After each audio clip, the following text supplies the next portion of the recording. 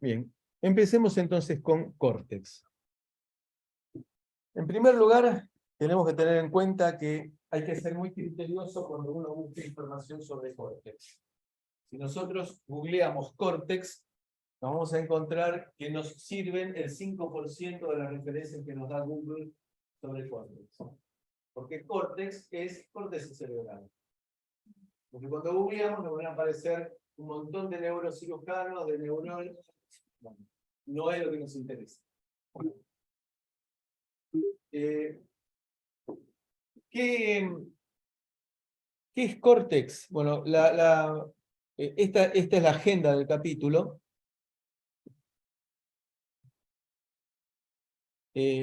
Vamos a arrancar con...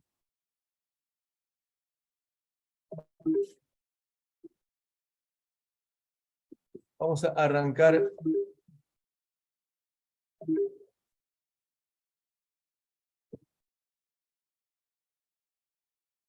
con la introducción.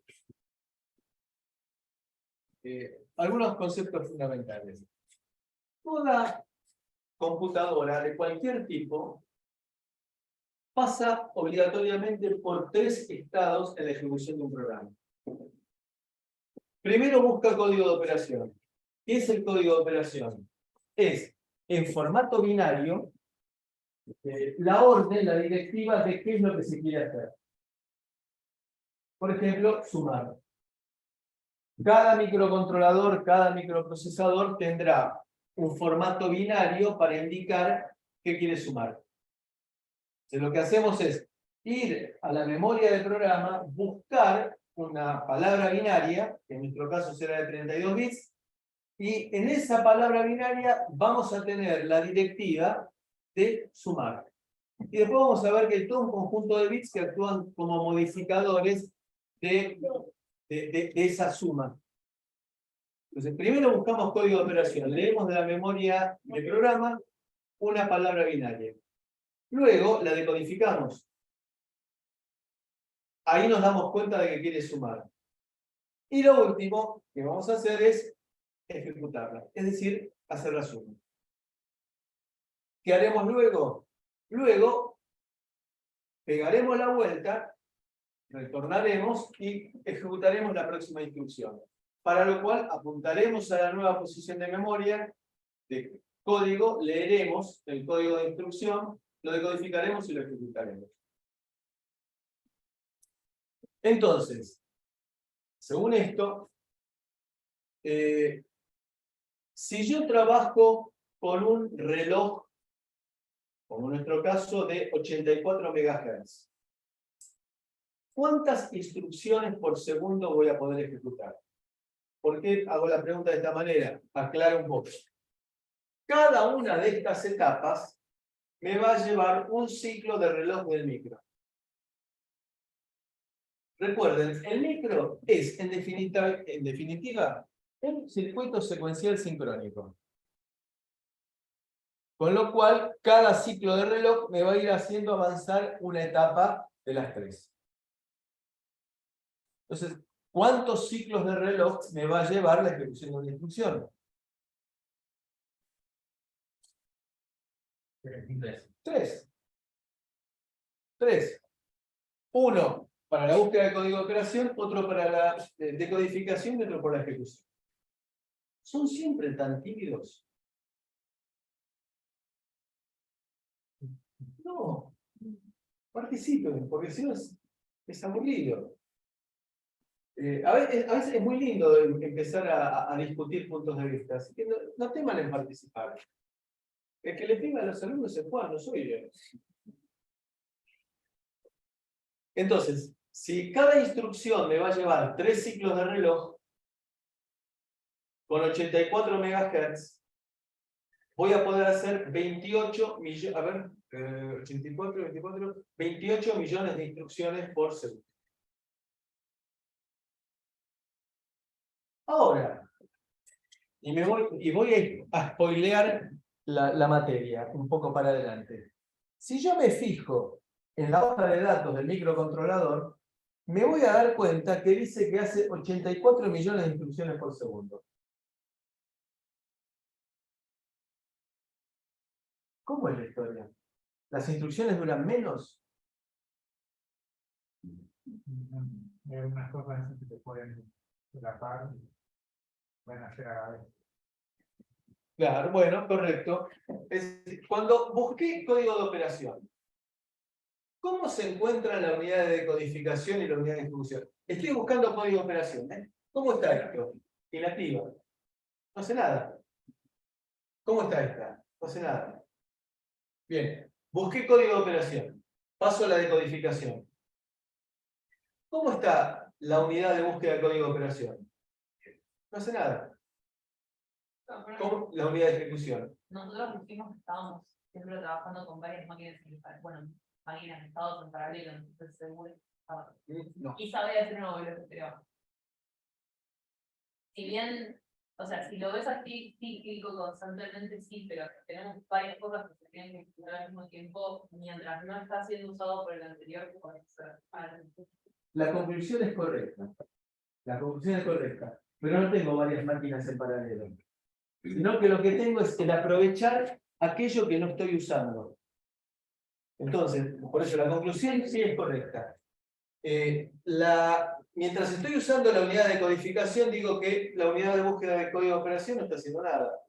Entonces, ¿por qué no voy ganando tiempo y le voy preparando para dentro de un ciclo de reloj a la unidad de codificación, le voy buscando otro código de operación? Es decir, que de esa manera voy a estar utilizando permanentemente las tres etapas. Eso se va a llamar, en un par de clases, pipeline, tubería. Digamos que es una forma bastante importante, bastante piola, como para hacer que el micro trabaje a la máxima frecuencia de reloj. Más o menos. Entonces, este ciclo es perpetuo y secuencial y recién va a cambiar cuando introduzcamos el pipeline. La arquitectura von Neumann habla de una unidad central de proceso y una memoria que tiene datos, programas en forma indistinta y que se va cambiando, como es en el caso de la PC. Tiene una sola memoria, en la cual en cada lugar, en un ratito hay datos, después hay código y van cambiando de acuerdo con los programas que vaya cargando. A nosotros nos interesa trabajar con una arquitectura que es la arquitectura Harvard. Entonces, la arquitectura Harvard es la que tiene el micro y tiene una memoria separada para instrucciones y otra para datos. La ventaja que tiene es que puedo estar buscando un código de operación al mismo tiempo que puedo estar escribiendo el dato de una operación anterior. Y eso encaja justito con el tema del pipeline. ¿Por qué? Voy a estar buscando un código de operación y la unidad de ejecución me va a estar escribiendo algo en la memoria de datos. O leyendo. En nuestro caso es una versión se llama Harvard modificada, en la cual en realidad tenemos un único mapa de memoria, es decir que la unidad de la parte de direcciones y la parte de datos se ve un poquito alterada, no es tan Harvard pura, sino que tiene como característica un único mapa de memoria genérico, en la cual tenemos, aquí abajo, tenemos 32 bits de direcciones. Es decir, con 32 bits de direcciones, ¿cuánto puedo llegar a direccionar? Cerca de 4 GB. 4 GB. Es decir, 2 a la 32. El cálculo es bastante fácil. Un K es 2 a la 10, 1024. Un mega es 2 a la 20. Un giga es 2 a la 30. 1000 por 1000 por 1000. Me quedan 2 bits para llegar a los 32, ahí tengo 4 combinaciones, 4 gigas. De los cuales tengo, fíjense, este es el mapa de memoria. Este es universal para todos nuestros córtex. Tenemos un espacio de 512 megas para código. No estamos diciendo de que exista un micro que tenga 512 megas de memoria flash. No existe. Lo que decimos es que esa zona de memoria está reservada, esta zona de memoria está reservada para que tenga memoria flash. ¿Tendremos 512K de memoria flash? Como en nuestro caso. Hay otros que tienen hasta 2 megas, pero no es una enorme cantidad de memoria. Esa zona está reservada para memoria flash. Luego tenemos otra zona de memoria, que es la que corresponde a la memoria RAM estática, que es la siguiente, los 512K, los 512 megas siguientes. Estos están reservados para memoria RAM. De vuelta, no existe ningún microcontrolador que tenga 512 megas de memoria RAM. Habría que sumergirlo en helio líquido, más o menos, para que disipe la memoria RAM. Luego tenemos 512 megas reservados para periféricos. ¿Qué significa periféricos? Timer, comunicación serie, conversores analógico a digital, etc. Luego tenemos zona reservada, 1 giga reservado para memoria externa, otro giga reservado para dispositivos externos, y luego tenemos aquí arriba el system level, es decir, el system level significa la parte de control del sistema, en la cual está, por ejemplo, el JITAR. Digamos, está el comando del JITAR, de las interrupciones, de todo ese tipo de cosas. Bueno, nosotros vamos a clasificar las computadoras de acuerdo con la complejidad de las instrucciones. En la PC nosotros tenemos instrucciones que, por ejemplo, pongo un ejemplo grotesco, pero para que quede, para intentar clarificar el tipo de instrucciones que tiene a lo largo de los años que se han ido generando. Yo tengo una instrucción que me dice, si la humedad en Buenos Aires es mayor al 50%, el televisor de mi tía está prendido y los fideos están a punto, ejecuto tal instrucción. Es una instrucción poderosísima. Pero ¿cuántas veces en la vida la voy a usar? Bueno, eso son las computadoras, es un camino por el cual arrancaron desde la época de la primera PC con el 80-88 hasta los Core i9 que tenemos hoy en día dando vuelta. Por otro lado, en base a una serie de estudios que se hicieron, aparecieron unas computadoras que se llaman RISC, de repertorio de instrucciones reducidas, Reduced Instruction Set Computers.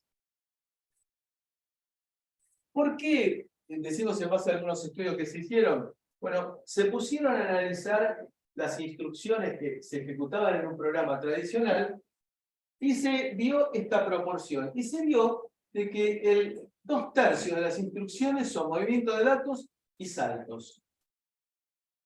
Toma de decisiones por medio de branch. Si el resultado fue positivo, hago esto. Si el resultado fue negativo, hago esto.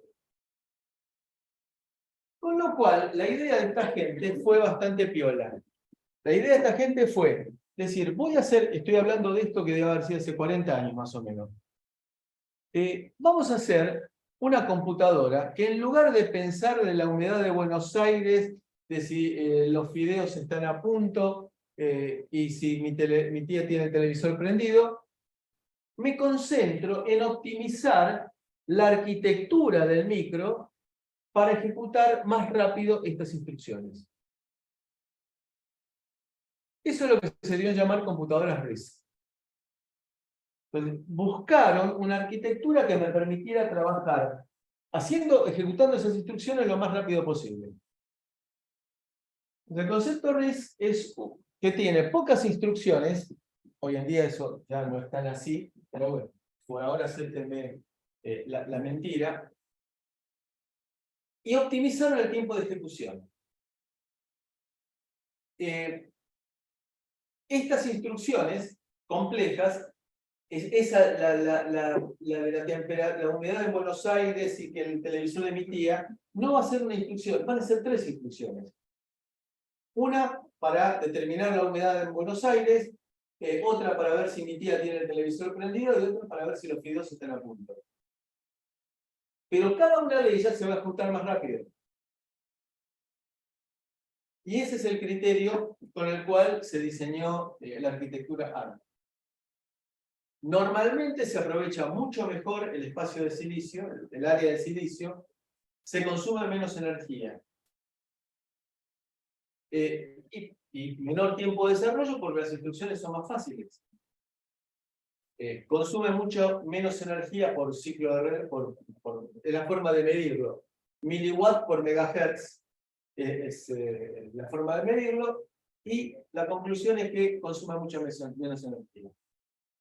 Fíjense que se llegó al punto en el cual, desde el año 2020, las computadoras Apple, dejaron de utilizar un micro con arquitectura CIS, como eran los de Intel, el Core i7 en ese momento, y migraron hacia un microcontrolador basado, un microprocesador basado en Cortex, diseñado por ellos mismos, y Apple sigue funcionando.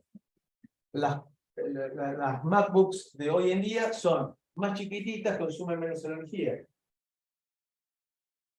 Y lo milagroso que tiene Apple, que ya es la segunda vez que lo hace, que cambia de micro sin que se note cambio de performance. Deben trabajar con algún lenguaje interno propio. Ellos ya migraron hace como 20 años o 15 años de un micro que diseñaba IBM, que se llamaba PowerPC, que no les permitía disminuir la disipación de energía en el micro. Entonces dijeron, bueno, nos vamos con Intel, que nos ofrece menor disipación de energía. Y llegó un punto en el cual los de Intel no lo satisfacían con la disipación de energía, diseñaron su propio micro. Y en todos los casos uno ve que el comportamiento del Office es el mismo, el comportamiento del navegador es lo mismo, porque internamente deben estar trabajando con algún pseudo lenguaje o pseudo código, y que les permite hacer la migración tan rápida y sin demasiados problemas. Bien, inconveniente de la arquitectura RISC, no ejecuta código de PC. Pregunto, ¿alguno de ustedes es usuario de Cortex? ¿En celular? ¿Alguno de ustedes ha utilizado, por ejemplo, el Excel en el celular? Anda. Es decir, que hoy en día ya no es restricción que no trabaje con código x86, porque los fabricantes de software se dieron cuenta que el mercado está por el lado de los celulares. Hay muchos más celulares que PCs. Ese fue el gran error de Intel en su momento, pensar que nunca el teléfono celular iba a desplazar a la PC. Y lo que va a pasar es que, bueno, vamos a usar varias instrucciones RISC para ejecutar una CIS. Por ejemplo, las instrucciones que nos vamos a encontrar son procesamiento de datos, movimiento de datos, control de flujo y algunas instrucciones especiales. Vamos a trabajar con 3 direcciones, en la cual 3 direcciones significa que código de operación, primero operando, segundo operando, resultado. Acá tenemos la dirección del primer operando, la dirección del segundo operando y la dirección del resultado. Nuestro microcontrolador, nuestra familia, trabaja con una máquina de 3 direcciones. Modificada también. Y ahí tenemos el contador de programa que lo tiene nuestro microcontrolador. Entonces, resumen. Arquitectura hardware modificada. Bajo consumo por trabajar con arquitectura RISC. Tiene, acuérdense, lo habíamos visto hace un ratito, recordado, que tiene incorporado JITAR y o SWD. Es decir, que nos soluciona el problema del debugging. Y después, y esto es bastante también trascendente, fue diseñado para trabajar en lenguaje C. ¿Por qué es importante? Hasta la aparición de Cortex, alguien fabricaba un micro. Y después, flaco, arreglátela para hacer el compilador. Con lo cual, eran poco eficientes en la generación de código. En el caso de Cortex, es muy eficiente. Hay una relación muy baja entre sentencia en C y sentencia en Assembler. Es decir, para ejecutar una sentencia en C, un if, por ejemplo, se requieren pocas instrucciones. Con lo cual, me genera código compacto. Entonces, en la memoria flash que tengo, que parece que es poca, me puedo asegurar que 512K es una memoria que alcanza para hacer prácticamente la mayor parte de las aplicaciones que se puede hacer con un Cortex. Ahora vamos a ver qué significa Cortex. Con lo cual, evidentemente, hoy van a poder dormir ustedes mucho mejor porque conocen todas las ventajas del Cortex. Van a estar relajados. En el caso de la máquina de 3 direcciones, en el caso de Cortex, vamos a tener, aquí estos bits corresponden al código de operación propiamente dicho. Luego tenemos la dirección del primer operando en 4 bits, porque los operandos tendrán que estar en registros. A ver, esto es importante. Si tienen bolígrafos, lápices de color, resalten lo que voy a decir ahora porque es importante. Las operaciones en Cortex nunca se ejecutan sobre memoria. Es decir, yo no puedo sumar dos valores que están en memoria. Justamente por la arquitectura RISC, tengo que traer el primer operando y lo guardo en un registro. ¿Qué es un registro? Es, y permítanme la falta de rigurosidad, es decir, un registro es una posición de memoria que está dentro del micro. ¿Qué ventaja tiene? Que no tengo que perder tiempo saliendo a buscar el dato a la memoria externa. La tengo adentro del micro, es decir, el acceso es rapidísimo. Entonces se ejecuta sobre la registros. Claro, las operaciones siempre se ejecutan sobre los registros. Con lo cual, previamente, de vuelta, con la idea de que una instrucción compleja la tengo que seccionar en pedacitos, primero tendré que cargar el primer operando en un registro, el segundo operando en otro registro. Acá tenemos 4 bits para representar los operandos, lo cual significa que tendremos 16 registros. Cosa la cuarta. Pues el primer operando en un registro, el segundo operando en otro registro, hago la suma y me queda en otro registro. Entonces acá le diré, suma el contenido del registro 3 con el contenido del registro 11 y guardalo en el registro 0. Puedo utilizar en forma indistinta los 16 registros para hacer eso. Sí. En la arquitectura que hizo acumulador también entra dentro No. de RISC. No hay acumulador aquí. No, sí, ya sé que no hay acá, pero en otros micros que sí tienen acumulador, entra dentro de RISC. Difícilmente. Yo diría que no, porque una de las cosas que tiene, y acá hago un paréntesis, una de las cosas que tiene la arquitectura RISC es que busca la ortogonalidad, es decir, que no haya registros reservados para una determinada función. Cuando es el acumulador es fuente y destino de las operaciones.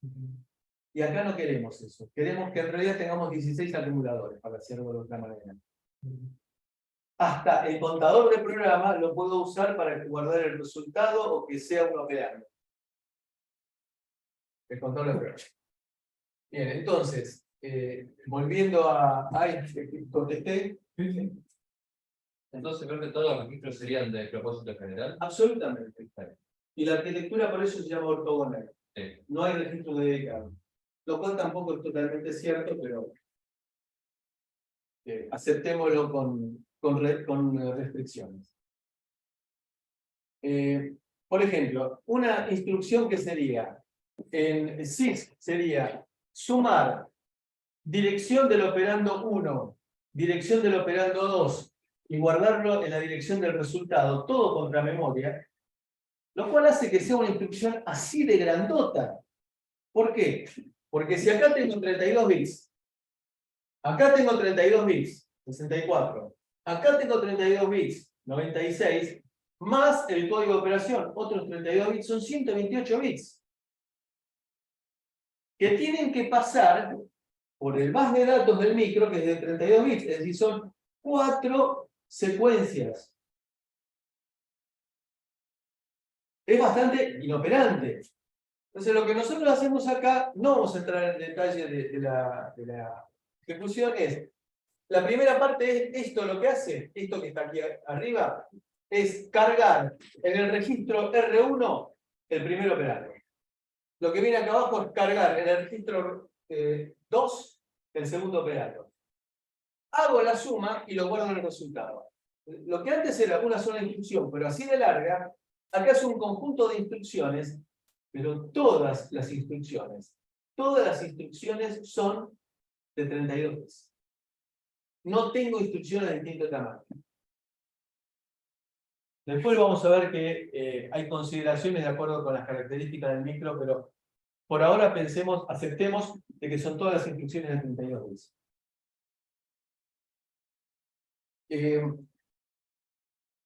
Un detalle interesante para destacar es, si la instrucción es de 32 bits,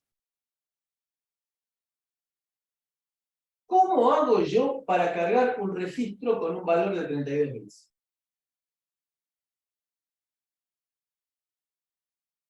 A ver, quiero repetirlo varias veces para tratar de entender el dilema en el cual me encuentro. Toda la instrucción es de 32 bits. Ahí está el código de operación, modificadores. Es decir, ya estoy gastando bits. Ya me quedan menos de 32 bits. Al decir que quiero cargar el registro. Tengo que decir, quiero cargar el registro, decir, ¿qué registro? Y ya se me fueron, ¿qué sé yo? 8 bits. ¿Cómo hago entonces para cargar un registro de 32 bits con 32 bits? No. No. Eso sería complicado, porque tendría que cargar una parte, la parte baja, después la parte alta. Sería medio complicado. ¿No cambió el formato de la operación según tiene carga de registro? Lo que cambia el tipo de operación, desconéctense, lo que voy a contestar ahora. Lo que cambia es si quiero cargar un registro de memoria o si quiero mover datos entre registros. Esos son dos cosas distintas. Cierro paréntesis y seguimos normalmente. Entonces, ¿cómo es que se logra aquí decir que quiero cargar en R0 este valor de 32 bits? Acá aparece una cosa rara, un símbolo igual. Este símbolo igual, en realidad, es una directiva que le estamos dando al compilador. Para que el compilador haga lo siguiente. Acá tenemos la memoria del programa. Esto es lo que me genera el compilador. Acá tenemos entonces, cargar el registro. Yo lo que escribí es cargar el registro con ese valor y le puse el signo igual. Este signo igual es una directiva al compilador. ¿Qué es lo que hace el compilador? Me pone este valor en la primera posición de memoria libre que tiene cuando termina el programa. Calcula la distancia en bytes que hay entre el lugar en donde puse la instrucción y el lugar en donde puse el dato. Y lo que hace es Cargar desde R0, corchete significa dirección contenida por. Desde la dirección contenida por el contador de programa más delta. Entonces, ahí se arma transitoriamente un puntero a memoria para que vaya, apunte a esta posición de memoria y con eso me carga R0. Es decir que este valor que le estoy poniendo ahí no es de 32 bits. Depende del caso, será de, por ejemplo, 24 bits.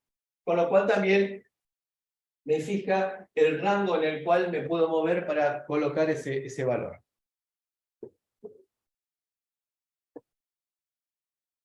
Bueno, con eso lo que estamos insistiendo es que son máquinas muy sencillas, que tienen restricciones, pero que se resuelven bastante fáciles, y son muy eficientes.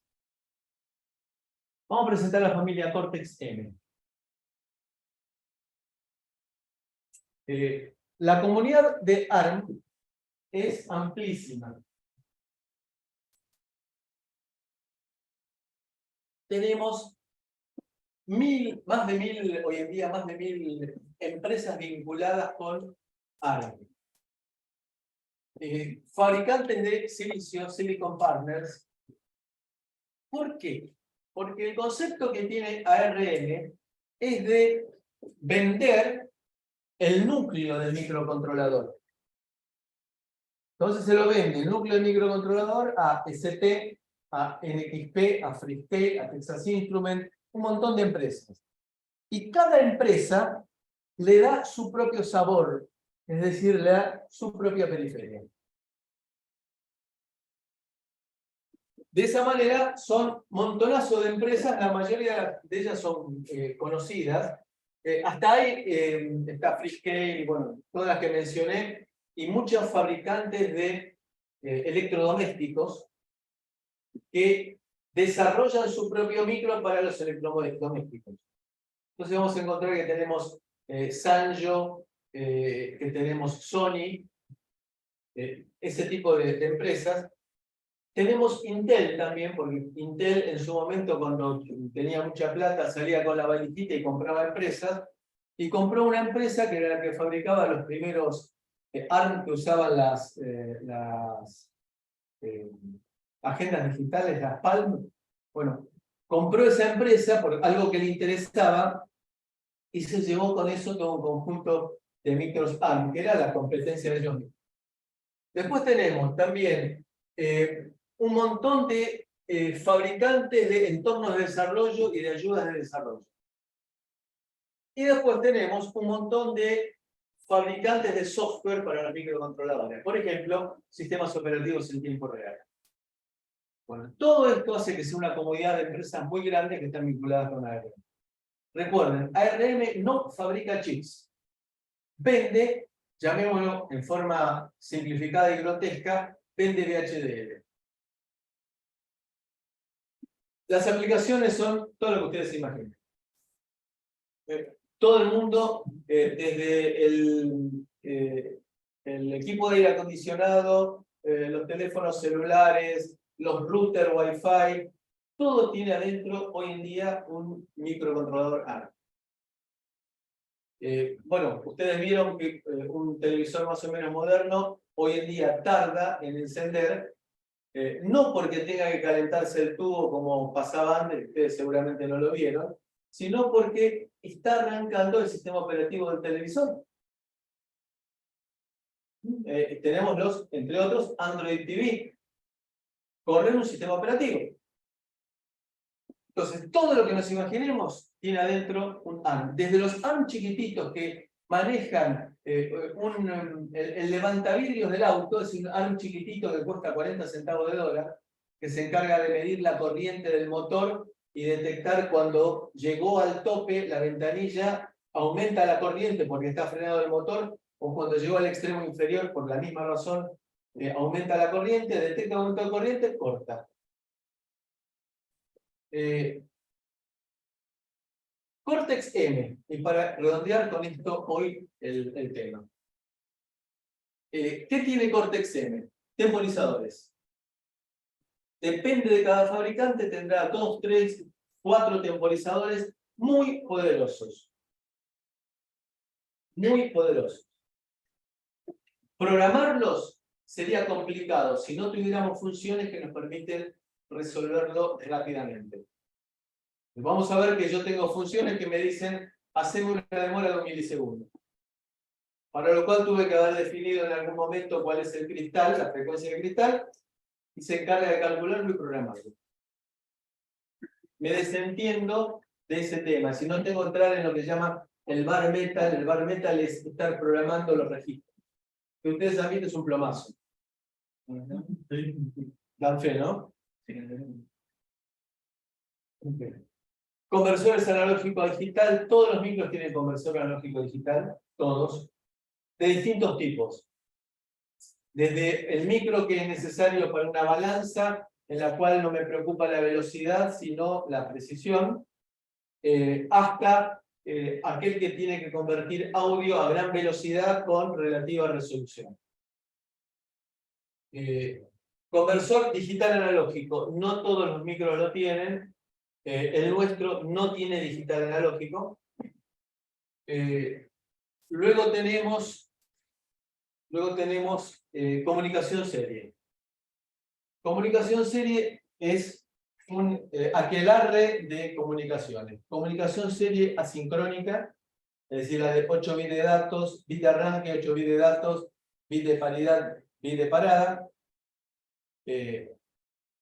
Comunicaciones pensadas para trabajar con un módem externo, manejando las líneas de control de módem. Es decir, tenemos varias UARTs. UART es Universal Asynchronous Receiver and Transmitter, es decir, receptor y transmisor asincrónico, universal. Algunas de ellos especializados para algo en particular. Por ejemplo, uno para el módem, otro para trabajar con controles infrarrojos. Tenemos I²C, varios canales de I²C, varios canales de CPI. Vamos a tener uno que se llama I²S, que está pensado para trabajar con audio directamente. Entonces me comunico con lo que se llama un códec, codificador-decodificador, y le mando una información de decirle, mandame por el canal izquierdo este tramo de música en forma digital. Lo recibe como si fuera streaming, y después le digo, mandame por el canal derecho este otro tramo de música. Y me desentiendo, lo estoy enviando por 2 cables. Es llamado I²S. Después vamos a tener lazo de enganche de fase, PLL. Phase Lock Loop. ¿Lo han visto en algún momento de la carrera? Sí. ¿Sí? Bien. ¿Para qué puedo usar un PLL?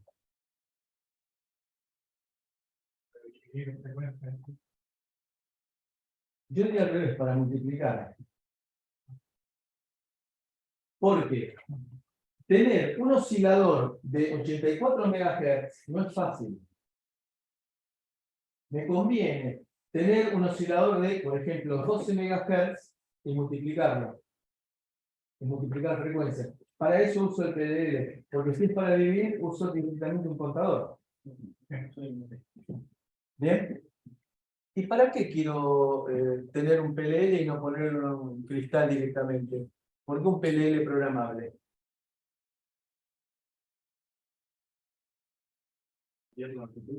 ¿Por qué? ¿Por qué me interesa variar la frecuencia? Pero el consumo de una energía. ¿Por qué ajusto el consumo con la frecuencia? Haciendo procesamientos de datos quizás estás más rápido. Pero ahí puedo programar la velocidad del conversor. Bueno. Como a veces es más suficiente de esta forma y importante en los recursos. El consumo es ligado a la frecuencia. ¿Por qué? Porque cambia estado y es mucho el consumo. Es decir, justamente cuando yo tengo una salida de tipo totem pole de los 2 transistores, hay un momento en que, digamos, habitualmente tenemos uno de los transistores está abierto, con lo cual no hay circulación de corriente, con lo cual no hay disipación de energía. Pero cuando se producen las transiciones, hay un momento en el cual los dos transistores conducen un poquito. Es decir, que hay un piquito de corriente. Cuando aumento la frecuencia, tengo mayor cantidad de piquitos de corriente por unidad de tiempo. Por lo tanto, la potencia disipada aumenta. En CMOS, la potencia disipada crece linealmente con la frecuencia. Supónganse ustedes que yo tengo un sistema de adquisición de datos meteorológicos en el medio de la cordillera de los Andes, alimentado por paneles solares. Tiene que adquirir los datos pongamos, cada hora y transmitirlos cada 6 horas. ¿Tiene sentido que durante la hora esté todo el tiempo trabajando a máxima frecuencia? No. Entonces, cuando estoy trabajando, cuando tengo que leer los transductores, levanto la frecuencia, hago el procesamiento, si es necesario transmito, si me tocaba transmitir, transmito, y cuando termine de hacer todo eso, bajo la frecuencia del cristal a 100 kHz, para decir, está vivo, no está muerto del todo. No, para eso es que tengo un PLL. Tenemos reloj de tiempo real, para, por medio de una pilita o de un supercapacitor, mantenerlo alimentado a un oscilador cuando corto la alimentación.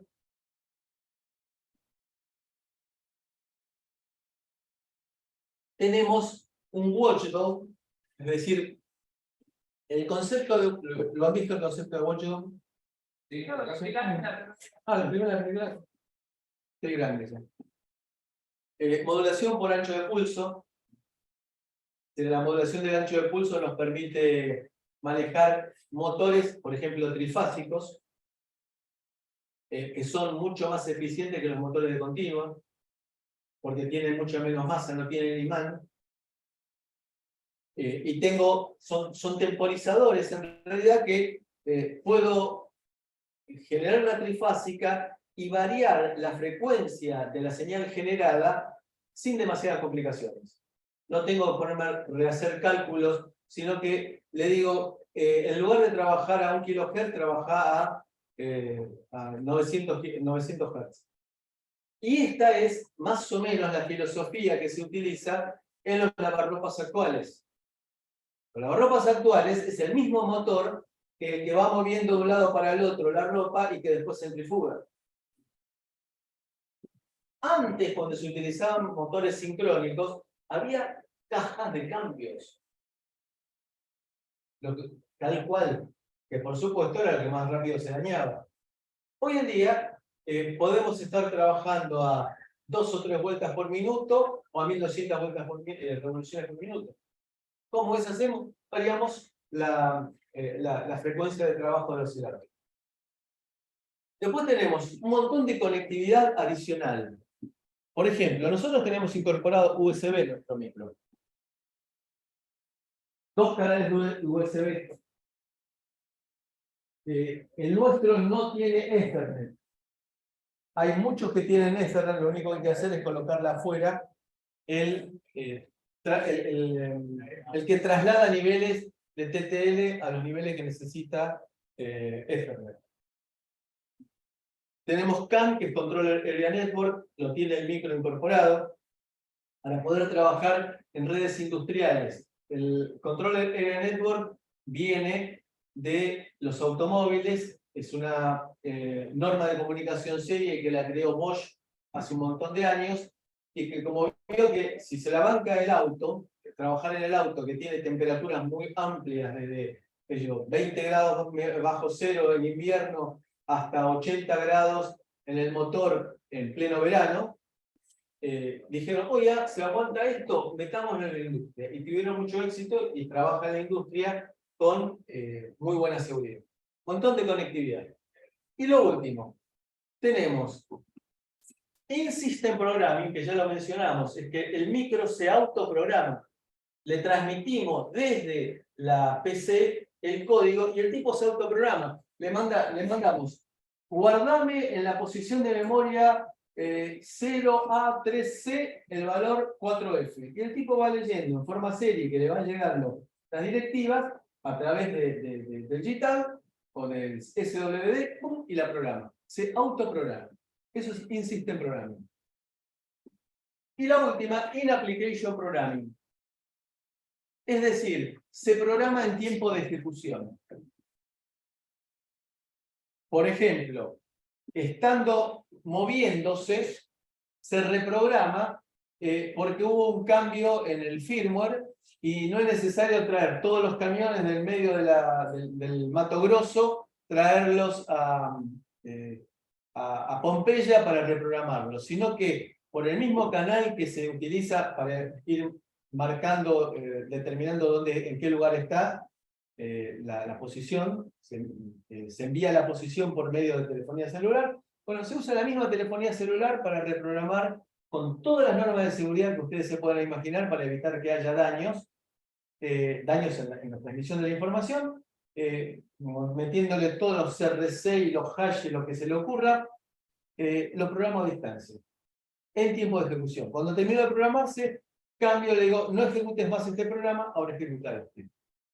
Eso es lo que se llama In-Application Programming. ¿De acuerdo? Bien, seguimos hasta aquí.